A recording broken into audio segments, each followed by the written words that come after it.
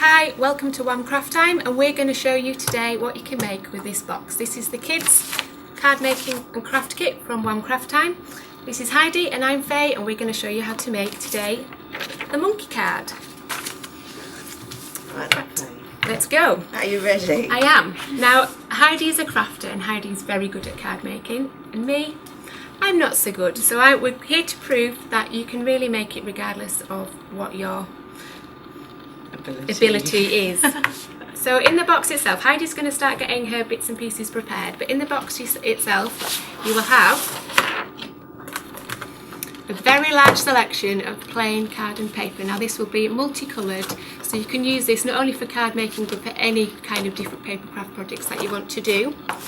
You will have 12 card blanks to make 12 cards with, along with 12 envelopes. You'll have foam pad stickers, which will show you what to do with, and they're used for decoupaging the topper kits that we've got. You've got pom-poms and paper balls, peel-offs, glue, scissors and some pipe cleaners. I forgot what they were called. The mainstay of the kit is the backing sheets and the toppers, which we'll be using today, and these are lovely animal toppers, and these will be used to decoupage up to make wonderful cards like this. Now these may look difficult to do, but we're going to show you today that they're actually very easy to do. Right, are you ready? Let's go. Right, so you'll need out your box, you're going to need 2 card blanks. To actually make this card, you're going to use 2 of these. Right. But you're getting quite a few in there, so you've got more than enough to make this card. So, if you just use one at the moment, and just fold it in half, they've already pre-scored for you. So just fold this over. Yep. Okay, and then using the top, we're going to fold that back on itself along the crease line just there. Nice and simple. Yep. Okay, so if I stand that up, you can see that's going to create your front. Ah, yes. But it's going to fall over. So this is where the second card comes into line. So if we fold this one over, Yep. and crease it over, we're going to cut some of this off, because then it's creating a bit of white card that you can use elsewhere on the card. Right. Okay, so all you need to leave is perhaps 2 centimetres. Would you measure this, or would you just do it by sight? I would do it by sight, but if you've got a guillotine, or you could draw a line with a pencil and cut with scissors. But I'm going to just use my guillotine for quickness today. So will I. So I'll just cut that off. Again, I'm not measuring, I'm just leaving, I would say a centimetre and a half. Okay? Yeah. So that's going to create in your back. Okay, so we're going to stick that along there. Yeah. You see, so that'll give Did you go over the top or underneath? Underneath, because you want your mess inside, because then you don't see it on the outside. I see. Right, so we're going to use some glue. I'm using double-sided tape. Are you going to use your I'm going to use the glue stick, which you'll have in the actual kit. So nice and easy. So on the back, just fold that over, and if you line this crease along the top of this piece here, Yep. and then just stick it on.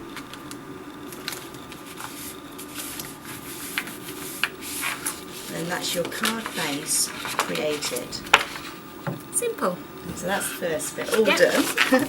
So we can put that to one side for a moment, because we'll move on to the backing card now. Yep. You've got a selection in here. You don't necessarily have to use the one that I'm going to use. You can mix your colours. Yep. If you want, I don't know, a pink pig and a blue background, Yep. you can do, because they coordinate really well. So can I have the orange spotty? No, yellow, sorry. Orange. Thank you. And if I'm going to do the tiger, I'm going to use orange for my backing. It goes well done. Yes. So all we're going to do to start with is create this background here. So it's just nice, simple square. Your card is roughly, let's have a look at the measurement, 14.5 centimetres. So we're going to cut this down to 14 centimetres square. Right. You can either use a ruler, scalpel, scissors, whichever you want to use. I'm just going to cut quickly on the guillotine. Yes. So that should fit on the front there, like so, with a nice border of white all the way round. Yeah? Yeah. That wasn't a bad guess, wasn't it? So now we're going to do this bit as well. Yeah. Okay. The bit that you've got left over, you can use that because we need to use every single piece on here. So it's just slightly too big, or is yours okay? Mine's okay. Your bit. I'm just going to put myself a little mark. I don't always do measurements. No, because you don't do a lot by sight. Yeah, by sight. Just put yourself a pencil mark. I'm just going to trim that piece off. Ooh. And then that one's going to sit on the front like so. Okay. Right. The choice is yours because you've got a lot of cardstock in here. Yeah. And you can use that for your layers. So you can create different colours. Different colours, and it just adds a little bit more depth to your card. Yeah. So I'm going for a brown to contrast with the monkey. I might just stick with the card and I do it the simpler way. Yeah, because you don't need to put the layers on. But you can do, it's a different option, isn't You it, for what can you're do it using. this way. So you can stick yours on. I'll just quickly cut round these. I don't measure my background. I stick on and just cut round with my scissors. I leave roughly 1/4 centimetre all the way around. Very tiny borders, but it does create a nice effect. I know Heidi's mentioned that she does a lot of things by sight, but what we've actually done on your instruction card is we've put the actual measurements on. So if you're a bit unsure about working sizes by sight, just have a look at our measurements and cut to them.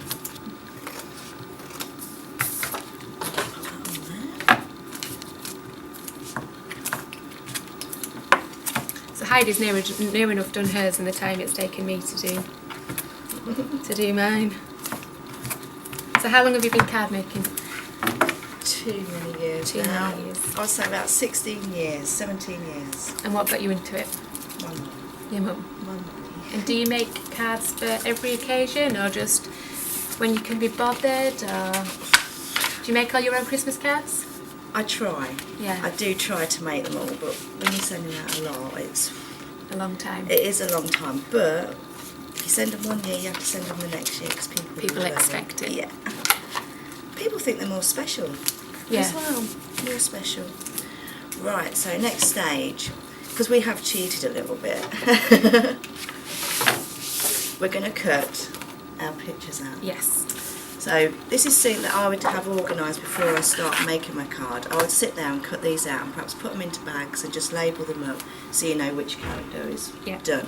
So we've done that bit already, and we've already got our characters already cut out. They're nice and numbered so you know where they need to go. To stick on what first. So this is a simple technique called decoupage. So you can see it, they all go down. And I always say, when you're doing decoupage, the bit that's closer to you, so imagine you're looking at a face or anything, that would be your last piece on. Yeah. So it talks itself, does it itself really. So if we do this, have we got any foam pads in the kit? There you go. So using the foam pad, you just pop these on. Scatter them around really. Yeah, I was going to ask you this. Is there any particular amount you need to put on, or is there a certain set way you need to put them on? I tend to put them all the way round, not all the way, because you don't want to use the whole lot on one piece, and then just pop a couple in the middle just to support the middle. Okay, that's all. Because you'll be building it up, won't you? Yeah, you don't want too many on here. And before I place this on as well, I'm just going to give it a little bit of a shape. So it's not too flat. Just 3 fingers, just curve it round slightly, and that gives the character a little bit more body as well. So take my backings off these. And while Heidi does this, I'll just show you on the actual sheet. When we've cut them out, you do get a lot of shapes. Now you can actually use them all on top of each other, which I will do this time. But if you're wanting to make 2 tiger cards, you could in theory split them all up and just split the pieces up between them. So you're still getting that decoupage effect. It might not be as big, but you're still getting a decoupage effect, but one sheet is now making potentially 2 cards. So I'll start using mine. If you've never used foam pads before, they are just a little bit of foam which is sticky on both sides. Quite simple to use, aren't they? Very simple to use. They're usually on one long sheet, so you just peel them off the back sheet, and then they've got a tiny bit of covering on the front, and then it's double-sided. I think crafters use foam pads quite a lot, don't they? They do use foam pads. They're instant. You don't have to wait for glue to dry. And when you're mucking about with these, you need it to be stuck straight away, really. Yeah, and they're quite sturdy, aren't they? Yeah, it just gives you that little bit of depth. We've both decoupaged our animals up now, so I'm ready to go and Heidi's ready to go, and we're just going to show you how to finish off the card. What's next? Just to start with, we just need to finish off with another strip across the front here. Again, you don't have to put this on. No. It just adds a little bit more to your card, a bit more interest. So all I've done with your remaining bit of card that you had left over, Yeah. I've just cut myself a white strip. So you should have an odd bit of card that you had left over. I'll just use that. Yes, I know it's here. Yes, I do. And then you need a small strip of your pattern as well. So I'd say perhaps 2 centimetres roughly deep. And then your backing card I'd do perhaps 1 centimetre thick.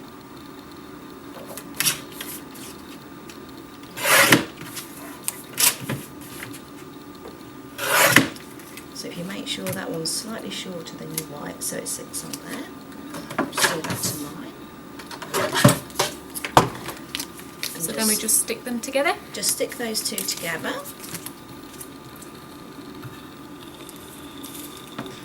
So how long does it usually take to make a card, would you say? Depends how complicated it is. Depending how complicated, I mean, cutting your pieces out obviously takes a little bit of time. So if you do all your preparation work first and then do your card, I would say 10-15 minutes. Not bad. I mean, your preparation, doing your cutting, Yeah. that's on the That's- individual person, that one is. But once you've got used to it, once you've started to do it, you will get Yeah. quicker. They're nice, bold, easy shapes to cut out as well. It's not like there's loads of tiny little bits to cut out. You don't need a scalpel. No. It is just scissors, really. And if you look how Heidi's done it, Heidi's cut directly to the shape of the animal. Whereas when I've cut it out, I've cut to the white key line. So it makes it's more easier to cut like that. So as a starter and a beginner, that's how I've done mine. I'll just put this onto a bit of coloured cardstock. So if I were to post this, if I was making this birthday card for someone and to post this, I couldn't really overlap it like that because it wouldn't fit in the envelope. No. So if you were to give it to someone, that would be the ideal time you'd... Yeah, you can push it out just to give yourself a bit more dimension to Yeah. your card, but if you wanted to, just bring it back along. So if I might do that version then, so I'll Yeah. put it in the middle. Again, you can use foam pads or you can stick this flat, depending on you. So we'll stick that. That goes on your front piece, just Yeah. there. In the middle, or... In the middle at the bottom, again, it's entirely up to you. If you want to make it a bit more unique to you, I would just stick it wherever you feel free to. Because there are no rules in crafting, is there? It's just No. what you want to achieve and it's what you feel like doing. It's So just knowing all the little tips and what you can do. Instead of just folding a card, this gives you different ideas, which is quite nice and more interest to your because card. most people get cards, just the standard 2-fold card. And just what we've done quickly today, we've made it into quite a fancy 3-fold card. And it's not been that difficult, has it? It's not difficult. I think it is, like you said, it's just the know-how of what to do. So then we'll we stick just a picture on. Stick the picture on. Again, when you put in your foam pads on, and you're going to have a little bit at the top here, just remember to put your foam pads just at the bottom. Okay, because as it's going to stick to the back and your card won't work. So I'll just place the monkey on here. And then all we've got left to do is the wording. Again, I like to do a few layers on mine. You don't have to. No, I'll keep mine simple. The choice is yours. So I'm going to cut right up to the colour on mine. And you can do this on a guillotine or just cut with your scissors. I perhaps won't put so many layers on. I'll just do 2 layers on this one. And I guess the more confidence people get, the more they'll experiment with colours and with layers and with different shapes of things as well. This is the thing, you're getting a lot of cardstock in your box there, so you could use that as your card bases as well. You don't have to use the cards that are in there to use, so you can create all types of cards. And it's the kind of thing that adults can do for children, but children can do for themselves as well, isn't it? It's not. It is, definitely. These are brilliant for children because they can cut them out, and you know it's not too hard for them. And they can, depending on the age of the child, they can be supervised with the scissors, but it just makes the younger generation a bit more crafty. It does. And do you put your sentiment anywhere? anywhere at the top there. Obviously you want to read it, but when you set this up, you've got to remember the monkey or your lion comes down slightly. So if you just have a look before you stick it on, it'll just give you a rough idea of where you So want I'll to do stick mine in it. the top left hand corner.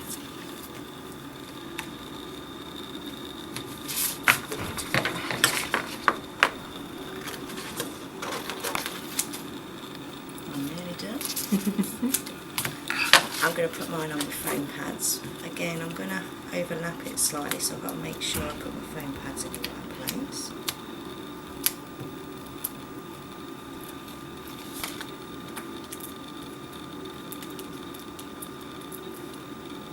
So I'm going to stick mine roughly about there.